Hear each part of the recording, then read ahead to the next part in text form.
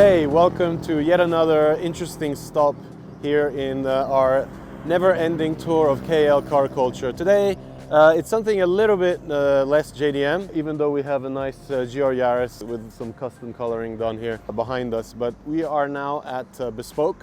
This is one of the most premium car resellers here in KL.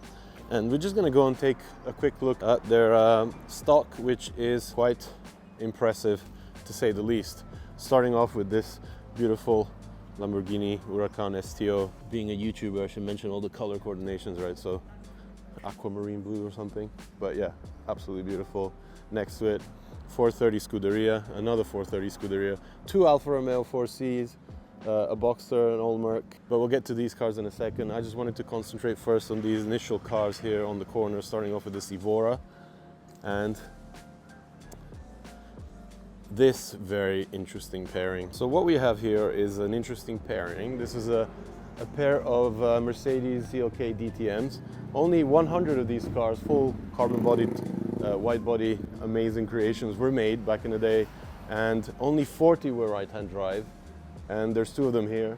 And this particular car has 96 miles on the odometer, so basically delivery mileage. We'll have to see if we can have a look inside later on, but I mean, when do you see stuff like this?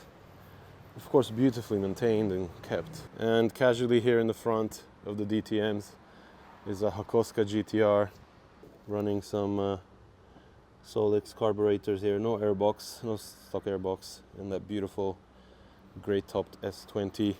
This car is immaculate and OEM restoration, including the ride height. It rides so high at the back, just like the original cars did, coming out of the Nissan factory back in the 70s. We have an Aerial Atom, which is, I forget the actual name of this, but it's the special edition with sequential transmissions. So it has paddles, mated to the Honda K series at the back. So this is on sale right here. Amazing thing. I very rarely come across Atoms in Japan. You just don't see them. Let's continue with a look at the outside here. So this is one of two EV cars that I've spotted so far. So this is the Honda E. We see a lot of these in Japan. They don't do so well because they're very pricey and they have a very limited range. But there's another electric car here, this Taycan, next to a GT2 RS and an array of other Porsches. But it's this car here that is very special. So this is a Roof RGT. Only 3 were made in the entire world, and this is the only one with a PDK transmission. So based on the 991, unmistakable aero conversion with the wide body, kind of tucking in to the wider bumper, center exit exhaust, carbon fiber diffuser section, carbon wing. We kind of have the exposed screws holding it to the body, kind of like an RWB feel about it. And again, some more carbon detailing at the front. So 1 of 3 and 1 of 1 if you consider the transmission.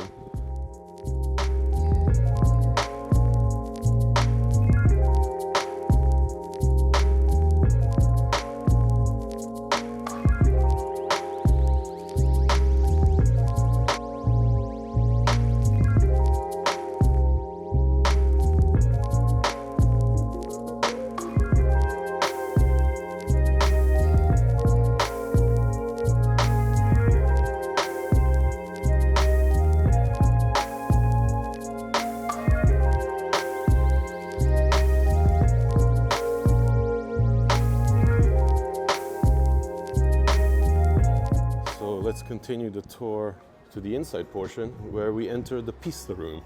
There is 1, 2, 3, and 4 488 pistas, including this particular example, which is one that was only offered to the drivers of the World Endurance Championship. The venue itself here is extremely well curated. So like polished concrete walls, exposed kind of pillars on the ceiling, and piping, electrics, kind of industrial feel, and really interesting art, lots of memorabilia, gas pumps, and various amazing things like an air-cooled flat 6 Porsche engine turned into a coffee table. That's a dream right there. A few GT3s, including a Touring. I love the Touring. So the Touring is basically the less showy version of the GT3, if you will. Gets rid of that rear spoiler for something a little bit more conservative. So yeah, which one would you pick? Full-on 991 GT3 or the touring version? And then it continues on. So this is actually not part of the dealership. Behind these doors, as you can see, it's kind of off limits. This is where the owner of Bespoke keeps his own private collection. And if you thought things were crazy up until now, brace yourselves. Authorized personnel only, but I've been given a key card here, so we can have a closer look. Starting with this Murcielago SV, and what I think might be a 964 turbo there, and a nice array of covered cars. But I think we should probably turn the lights on and start uncovering cars so we can understand what we're looking at. I'm particularly interested in this one because this is the first time I see this car.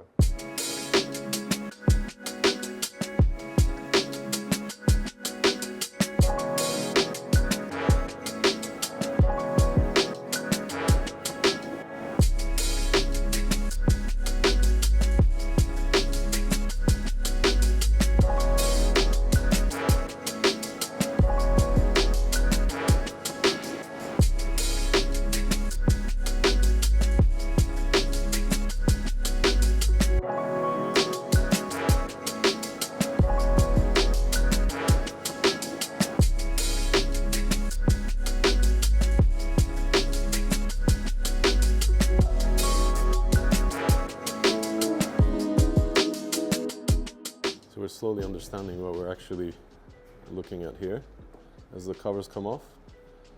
Beautiful McLaren SLR in metallic black, and another 997 from the GT3 RS. We go to a GT2 RS, and the only one in the world painted in this really deep metallic blue. As we uncover the center Porsche here, we've just found out this has only 95 miles on the odometer.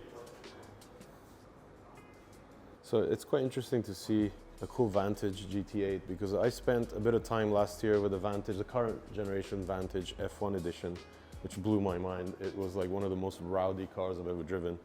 And of course this is an even rarer edition. Okay, so like I mentioned a second ago, this is the first time I lay eyes on this. Oh yes. I need a little bit extra help to uncover it properly. Wow. What a thing. It's all about the aero on this thing. And of course the EcoBoost. We're gonna actually experience an EcoBoost engine when we go over to Texas. Ford is hooking us up with a really cool car, but I won't get too much into it. It's not really a sports car, but something more interesting to me. And over here there's this little tiny hood where you get access to all your fluids, air conditioning, ECU, and battery terminals. I mean, just look at this.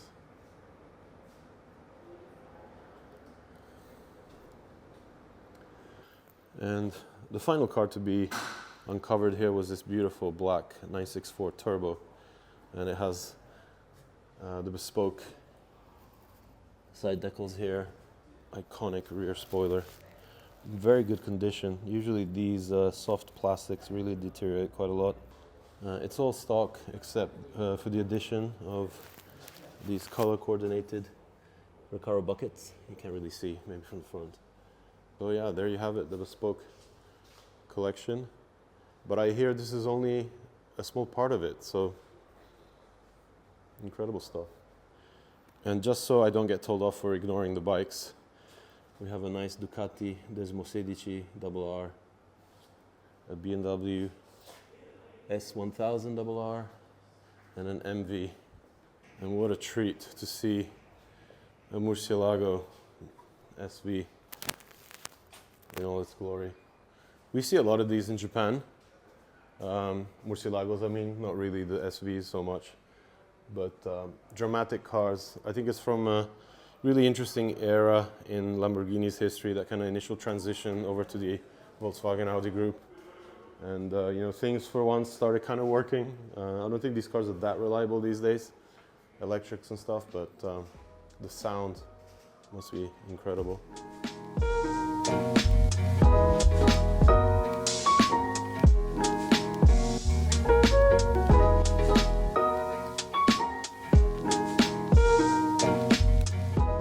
So I definitely want to have a little look inside one of these CLK DTMs because it's another first for me.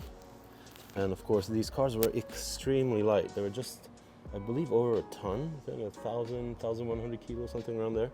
So all carbon fiber and very minimalistic interior, but beautifully done. So we have a rear seat, delete, all carbon fiber paneling, hiding everything. Nice strengthening bar here that also becomes the mounting for the harnesses. So there's the 5.5 liter supercharged V8 that powers this beast. So there you have it. This was the Bespoke collection. Really, really nice dealership and a great place to kind of hold some of a really interesting personal collection. I want to say a big, massive thank you to the Bespoke guys for hosting me today and opening their doors to some of the most beautiful and incredible cars in the world.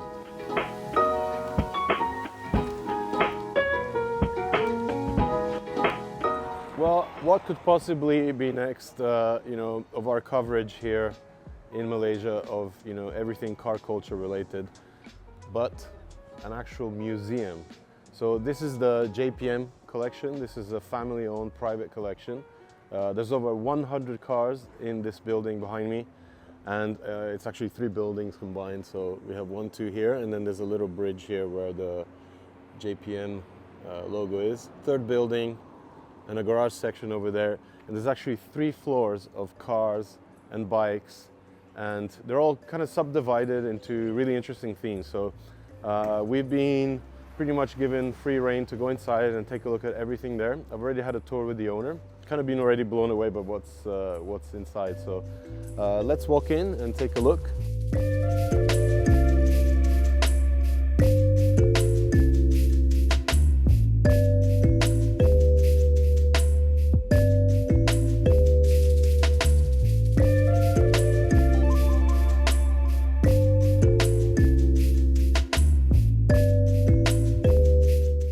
Okay, so we'll start the tour here, and there are some pictures here of the actual owner of the car, Mr. JPM, with one of his Bugatti Chirons.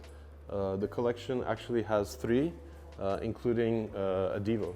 So, I mean, the cars are just incredible, you know, from the incredible hypercars all the way down to really interesting, cute local stuff like the Peroda, which is based on the Daihatsu Mira. In this particular section, it's kind of a celebration of all things JDM.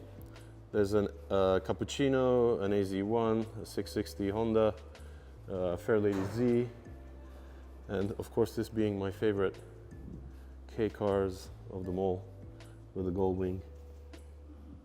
We got a DC5 Type R race car, an NSX that they've had in the collection for a long time, and one of the most rarest cars that, you know, we don't really see many of these in Japan anymore. Of course, the Mitsubishi GTO, all with kind of race livery. And one interesting fact here is the owner of the collection used to run this FJ Cruiser when he was working on the Christmas Island, just off the coast of Indonesia there. It's famous for having all those crabs across the road. It's time to cross over into the other rooms here. So this section is an open area that connects the smaller building over to the 2 main ones here. And there's some interesting stuff here too, starting off with a local Malaysian military vehicle. So the cool thing about this is that it's actually a 6-wheel vehicle built in collaboration with Pinzagauer, which I believe are exactly the same guys that back in the 70s Mercedes worked with to create the G-Wagon, the original Gelände wagon. And the big truck collection continues with an H2 Hummer sourced in Japan. And the original Humvee road version, I guess you could call it. So this was one of the limited edition numbers that Arnold Schwarzenegger commissioned, a rare sight. So see here, Hummer limited edition. It's only a 4-seater. And of course, all this space in the middle is because on the actual military version, there was a roof-mounted like turret to kind of shoot guns from. And next to it, something even bigger. This is the Toyota Mega Cruiser military version, and it sits even higher and wider than the H2 that has inspired it. I actually do see some of these very, very rarely in Japan, usually the road-going version. So this initial section, I guess we could call the hot rod lineup. There's a nice selection of customized 50s, even 40s cars from the States. Next to this Chevy truck is a Ford Thunderbird in an interesting shade of almost fluorescent green. So we got some slightly more performance-oriented cars here. 71 Camaro, 1978 Corvette, 1980 Corvette, and the Challenger. So right across here, they just opened this for me, but this is actually the double-sided elevator, the car lift that brings the cars up to the other 2 levels. So we're gonna go right through this into the more vintage section of the museum. So there's a really cool 1930s, 1940s lineup of cars here, starting off with this 1939 Cadillac Fleetwood. Gigantic car. Well, the one I'm particularly interested in is this one. So as you can see, this is not the actual movie car from The Godfather, but exactly the same one that was used. And it remains, to this day, the longest and biggest Cadillac that has ever been made. This is actually one of the most interesting vehicles, if you can call it that. This is the first petrol car ever to be made. It dates back to late 1800s, and it's a Daimler, hence the Mercedes logo. And we're actually gonna start it, aren't we? Oh, no way, there it goes.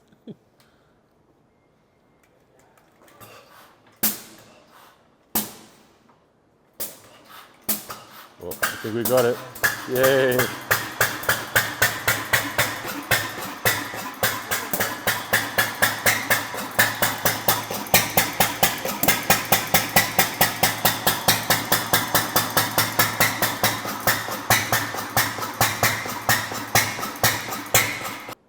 And then we swiftly move into a collection of Mustangs, starting with a regular one, Shelby GT500.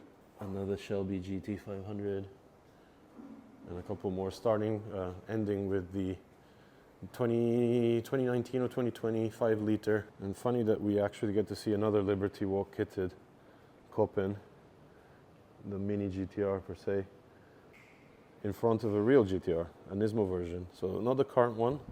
I believe this is a 2018 possibly. And the 992 Targa. I recently got to drive this in that iconic green color.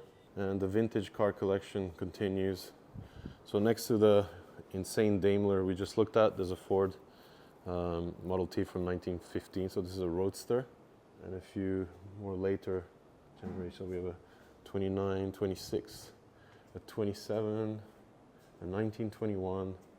Okay, we've come all the way up to the 3rd floor, and there's a bunch of Porsche Cup cars here. 996 GT3 and 996 Cup car next to a DC5. But you know where I'm going, right? The 2003 Falcon Nürburgring 24-hour race car.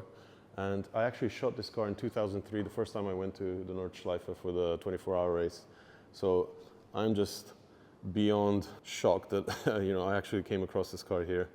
And as the owner was telling me, it actually came with a spare engine. So as you can see here, this is 002 and the car runs 001. And these engines were among the first to run the GT Plenum from Nismo, testing it for reliability, I guess, before they launched it at the Omori factory as part of their parts lineup. Of course, carbon doors and door cards.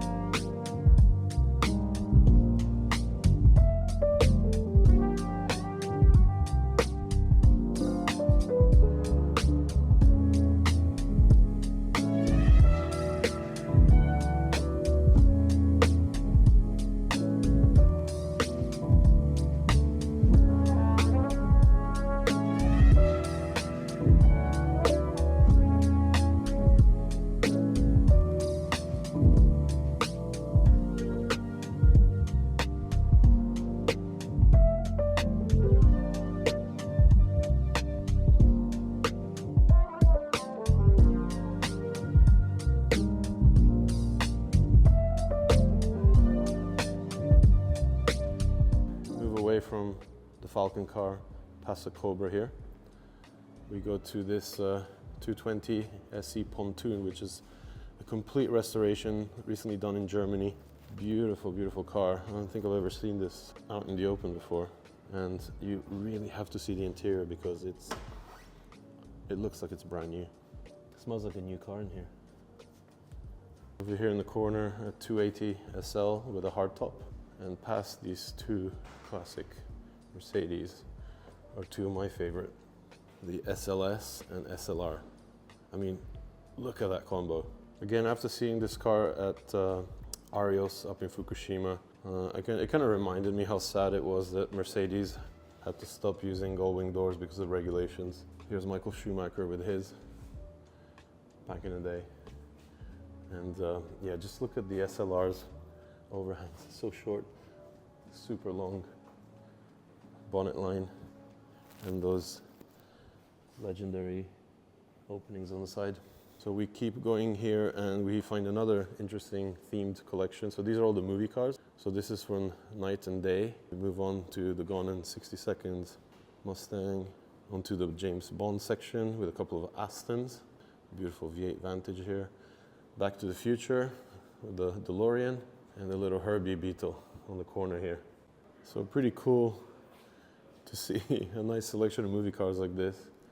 And of course, if you keep going to the windows here, you can see just how high up we are and all the space around it. So that's where I was before when I was showing you the building. And as you can see, there's a little bridge there that we'll take later to connect over to the second level. So if you guys have been following my channel for a few months, you may remember that I went to see a supercar kind of like hangout place underground garage. So the owner of that place, he has exactly the same CAV GT40 replica, which was actually used in the Ford versus Ferrari movie. And this is pretty much the exact same thing, except that they've gone for a Golf livery. And as I was hearing before, they actually had to pay a licensing fee to run this coloring. So I think it was like $20,000 to get the coloring license. So this P1 only has very few kilometers on the clock. I think around 400 they were saying. And it's really cool. It has a matching kitty car next to it. Really cool spec, really nice orange, very simple, and it's even got McLaren installed little stickers on the end of the spokes. I think this car just does not age. I mean, it's almost 10 years old, and it still looks phenomenal, like the first time you laid eyes on it. So we're going to proceed and move down to the third floor because, oh, by the way, yeah. Every corner has additional cool things to look at, like a go-kart, nice two-stroke.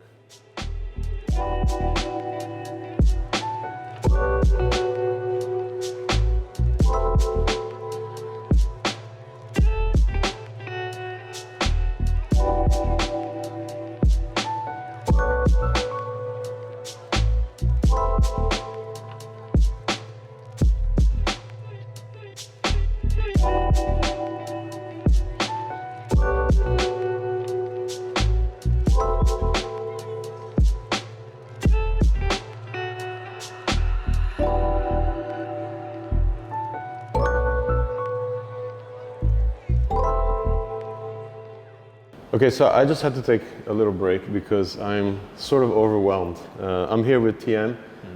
He's managing one of the biggest collections here in Malaysia, I believe, the JPM collection, right? Well, we hope so. You hope so? Yeah, biggest private collection. Right, so can you just quickly explain what this collection is all about and how many years you've been in this particular location and kind of a little rundown on the cars that you guys keep here? Yeah, sure. So most of the collections we have about, well, personally we had a math calculation, we have 180 cars in total. Yeah. But in this building we have about 100 to 110. Most of the cars are privately owned by us. My father's a crazy collector. His name is JP Chin, you guys can Google. Okay. He was famous because he bought 2 Bugattis. Right. And the Bugatti Divo is in Singapore. Yeah, so that was right. So most of the cars here we collected are private collection. We bought over the years for the span of 20 to 30 years. His philosophy, the first salary check he gets, he'll buy a car. So that explains That's the a nice collection. philosophy to have. Yeah. So of course, this building, we got it in 2016. That's where we moved most of our collections here. Right. And we continue to expand our inventory from there. So, but it's still a private property, a private museum. But we do some public openings for people to come and see. Right, okay. But that depends on the events, or it depends to time. Yeah. Right. And I kind of really enjoyed the way that you all separated by kind of theme. How did that come about? Well, we all started with how many cars we've bought. Yeah. Right. We thought Looking at it and figuring. Yeah. I mean, initially, for example, we had the German car sections, which mostly are the Porsches, right? And we do have Mercedes and BMW. But we thought, because we had so many Porsches, why don't we just fit it here and call it the German section? Yeah. So we changed the location from time to time as well, based on the amount of cars that we have. So you do shift stuff around then? Yeah. Nice. Yeah. So for the past couple of years, we've been buying a lot of vintage Americans, like you saw. Yep. In a month, we bought 30 of them. So then we thought, I think, we should put in the ground floor. So that's pretty much how we arrange it. And for me, it was, I mean, all these cars are amazing, but even seeing the really old stuff, like, early century, 1900, even before 1900s, the first petrol car. Correct. I mean, you guys really enjoy a kind of unique mix of things, all motoring related, and bikes. Yeah. So, I mean, as a collector, we are not as great as Japan or even Dubai, which obviously you can have all the high-end hypercars and etc. We tend to have a more variety and variations. Right. So why we got the 1886? Because us as a car lover, automotive lover, we felt that having the world's first car in your garage is like a proof of, your testimony makes of how total much. sense. Yeah. And of course, we bought the 1915 earlier, 15 first, and we thought, that's the first mass production car. It's good to have. Why not? And it's cheap. It's selling $10,000 US. Oh wow, okay. Yeah, so and we got it, and it just kept expanding. Right. Bikes, my father is a real motor head. He started with bikes, but of course, he started with super bikes and hyper bikes. Had a lot of accidents, and he stopped. But when I had the interest of having motorbikes, he bought Harley Davidsons because it's slower and safer. More chilled kind of riding experience. Yeah. And we're actually in front of your favorite car here, right? Yeah, the Porsche 930. Can you tell us a little bit about this 930? Well, just a bit of before this is a Martini. My first so-called passion of restoring car actually came from this. Okay. We bought this car in 2012, and after 5 years of owning it, I thought, why don't I drive? And I drove it. I love it, and my passion of restoring came in. And while I was restoring, as you know, Porsche all looks the same. Yeah. Right, 964, 993, they all look the same. I couldn't differentiate. I started studying, and I studied this car, the Porsche 930 Turbo, the first turbo that was ever produced, and the one the real Widowmaker, which people crash a lot. The 4-speed, by the way. Yeah, the 4-speed. So this is the 3.3, can't remember now. It's a 3.3 liter. Yeah, so better than a 3 liter. And we managed to find this in Malaysia. Yeah. I think you went to Bespoke. That's right. Yeah, we bought it from him. Ah, okay. Yeah. This was a Malaysian car, meaning it was delivered to Malaysia specifically, and the owner had only done 26,000 kilometers with this car, and he did not drive it. Even the paint and the seats was as original as possible. Yeah, I kind of fell in love with it, and I wanted it, so in short. So we got it, and we got it, and then we didn't do much of modifications. I know a lot of Porsche lovers, they do a lot of modification on the car. We didn't do much. The only thing I did was the rims I sprayed to gold, together with the sticker and this. Just color matching it, And the lens, instead of the botch, I changed it to a clearer one. And that's the only thing, and it made it look a lot different. Very cool. And I like this car because of how the character and how it looks. And I drove it against a 997 turbo, and it still can go 200 kilometers per hour. So that's what I did. Legendary fast car, this one. Yeah. Well, thank you so much for allowing us to kind of cruise around your halls here, multi-level museum. I'm going to get back to it because There's what, 2 more floors we need to look at? So Yeah. thanks again. Yeah. We're going to continue our problem. journey. Thanks for Thank you. coming. Nice to meet you. Notice we're being healthy. There's elevators here, but we're taking the stairs because look at this. This is the air-cooled corner or section, starting with a nice outlaw-style Beetle. And as we move across, you'll see these more classic 911s that lead into the Martini. So the 930, me and TM were talking in front of a second ago. A GT3 RS 4 liter 997, collectible, extremely collectible car. And we move into more modern stuff here. So this is a GT3 Touring 991, a nice black Targa 4S. Right here in the corner, we have a 928 S4, and I hope the doors are open because the trim on this is absolutely insane. Look at this. Hell yes. I've always loved these V8 Porsches. They were pretty unsuccessful back in the day, but they definitely stand out for uniqueness. And another 80s V8 car is this 8 Series BMW. We have a nice pairing of Carmen Gias here, little BMW C1 scooter, and we reach the Italian corner, starting off this Italian section with the Lamborghini Countach 25th Anniversary Edition. So this is a 1988 car, and if you know, I probably mention this every single time I see a Countach, but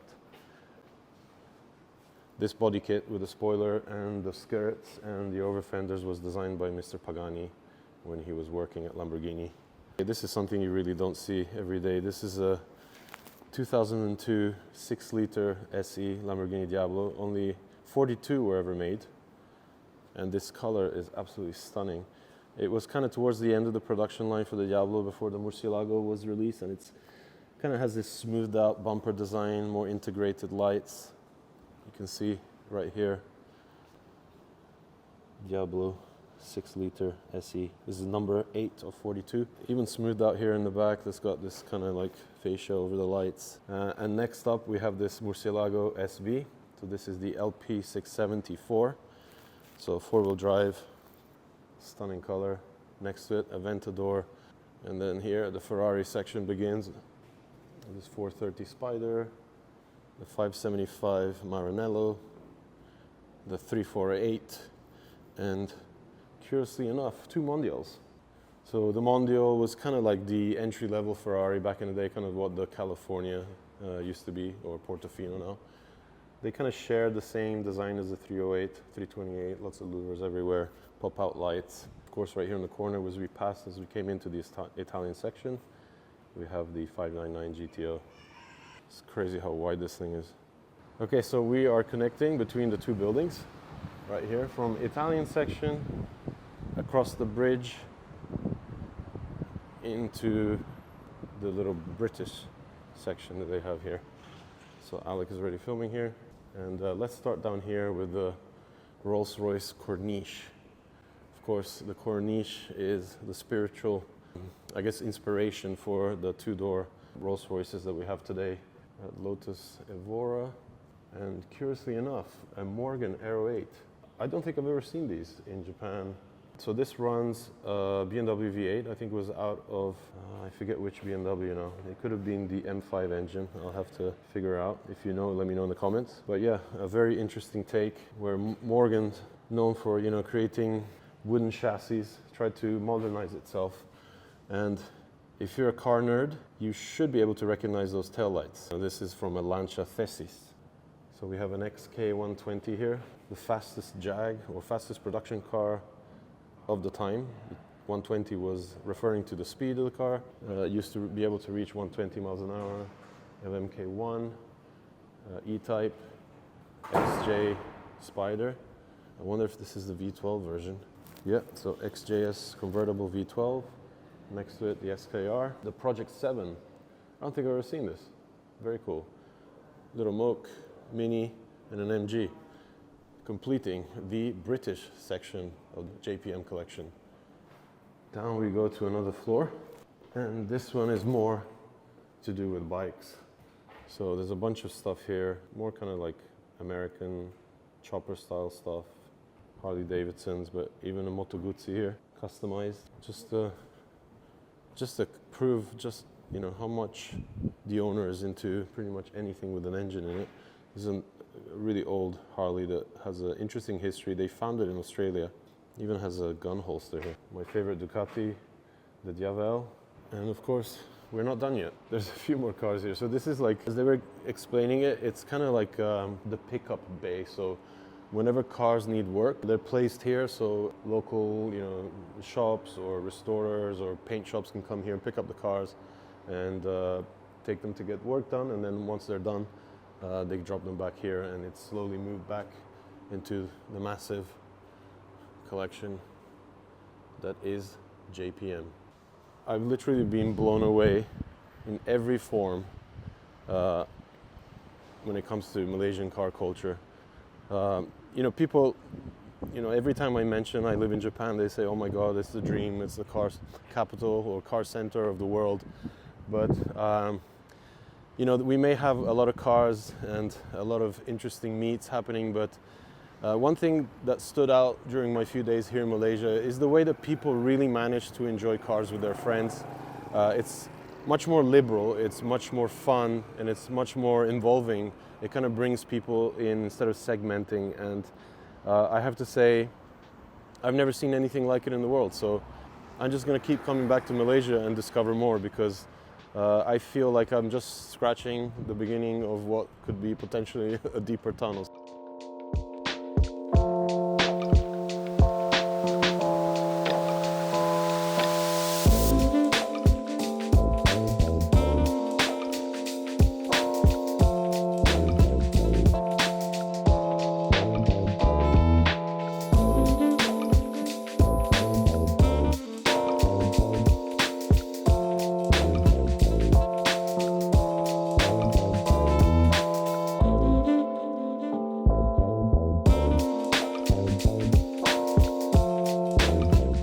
Again, the surprises keep coming in Malaysia.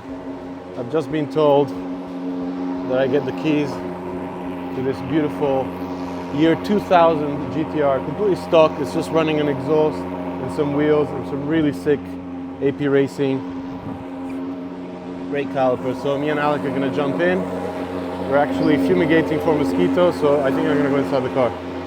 Let's turn this on before we actually die. Smoky exit.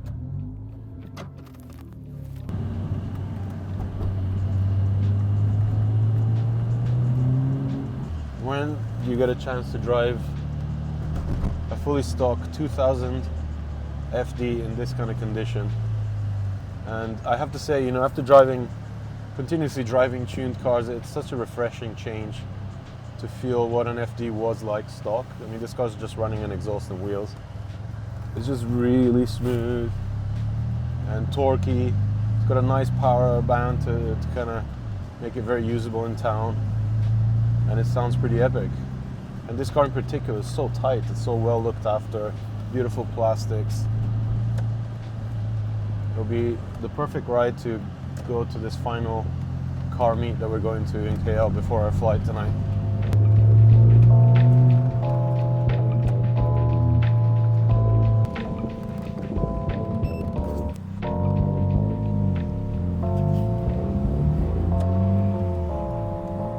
What's arriving here? A Pajero Evo. Hell yes. On T37s, R32 GTR. They're all coming in now. Lotus, Exige, Elise. I don't even know anymore. The gull wing doors are up. Nice. Sick car. Few BMWs. There's actually a couple of M2s I saw coming in before. So, like I was saying, let's head down there and see what we can find. Get a look at the back of these 3 cars that have been taking me around KL for the last couple of days. There's even a few Volvos that turned up. This 242, some local production Protons here with a Gredi sticker, Evo 10. Crazy to see that these cars actually get modified here in Malaysia. very cool to see. An FK8, more Protons that look like Evos.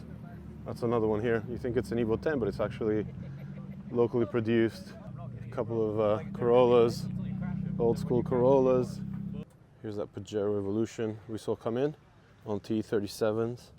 These things are among that select, number of JDM cars that have gone and become very valuable. You have an E70 Corolla and a Hachiroku on T37s that we might have seen at the other meet. I'm kind of forgetting because there's just so much that keeps turning up. There's even an old Peugeot of some type, GL. Talk about variety, I mean, it's pretty crazy. And speaking of variety, like I mentioned, there's a couple of off-roaders that came in, and I noticed one was a Porsche Cayenne with like cut bumpers and off-road wheels and really lifted ride height. So, okay, so actually there's two of them. Too bad they're parked in the dark because they're really well done. So this is the one that I saw come in. So if you noticed, front bumpers aren't cut, but it has like a bull bar type setup. So apparently that's a new trend that's happening here in Malaysia, right? Yeah. Lifting Cayennes and being able to kind of crawl over curbs and park on these places here. Cars keep coming. Hey! So I've just been told that these Mugen GP rims are were only available on the Cup cars. So this particular owner actually had to get a Cup car to secure the wheels. So the owner of this car is that crazy man over there that was guiding me while I was driving the Corolla GR up that crazy mountain road. If it wasn't for him, I would have probably crashed because I didn't know where I was going. So I think it is now time for us to pack up and head to the airport and catch our flight back to Tokyo. I want to say a massive thank you to everybody that came out and brought their cars out. Thank you so much for coming to see me. I cannot wait to come back to Malaysia. Thank you for checking the channel and looking at all the content that we've had from Malaysia. And stay tuned for more because now that we're back in Japan, we'll be doing more from there as well as other countries. So thank you and check back soon for more.